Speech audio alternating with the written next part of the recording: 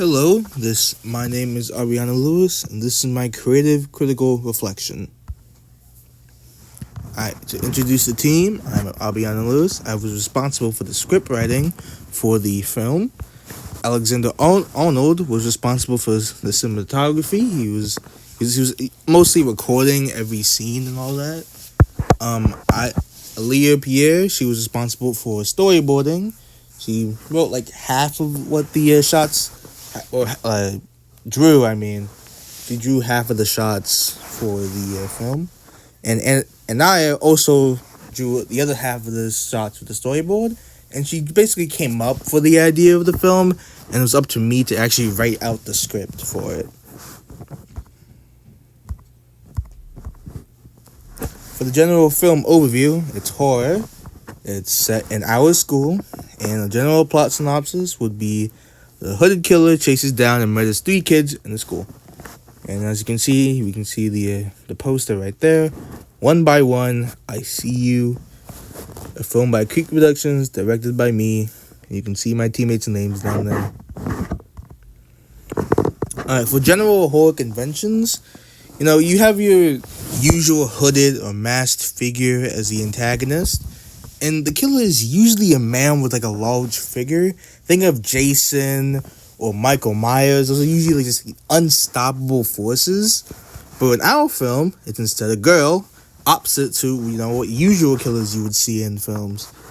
And this challenges usual representation within horror films. Because as I said before, you usually see these big burly men chasing down and murdering people.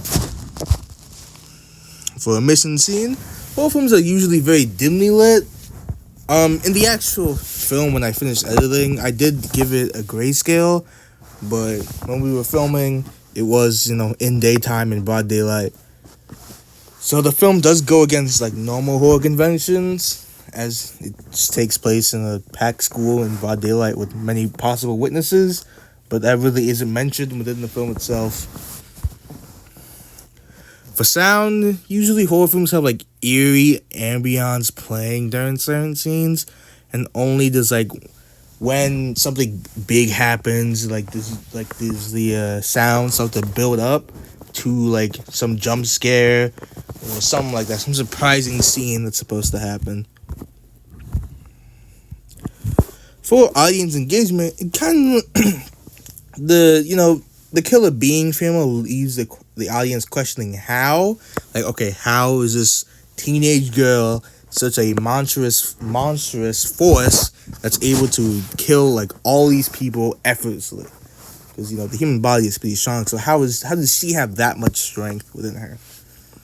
And also, the killer makes direct eye contact with the camera after the second kill.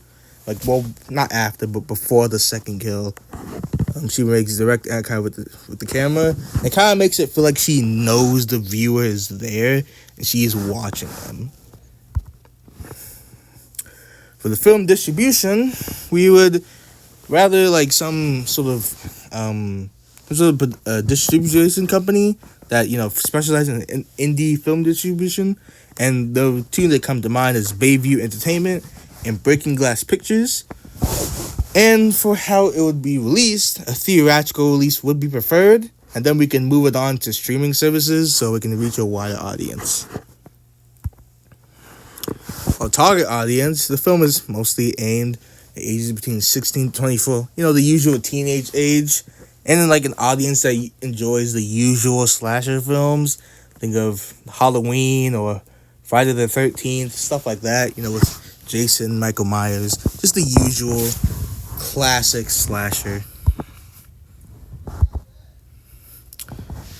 And for my production skills development, I did learn how to use editing software to change colors in the film. As you can see before, it was, normal colors. And afterwards, I did add a grayscale filter to it so it could give a more of a scary vibe with it. Another part is that I did learn how to actually write a script. And me personally, I do like writing stories, so I may be able to become like an actual script writer, maybe for like a friend who has an idea. I can like properly format a script for them. So yeah, it would help me maybe in the possible future. As you can see within the photo, character names, dialogue, scene description are all like correctly placed. And for the integration of technology, I did use Word to write out the script itself, because there wasn't any other online source to really do that. It was just the first that came to mind. And made use of teammates' phone to record each scene. Alexander, he was responsible for recording each scene, stuff like that.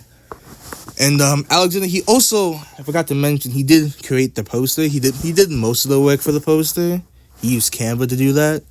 And I used CapCut to edit the film itself. And that's the end of my slideshow. Thank you for watching.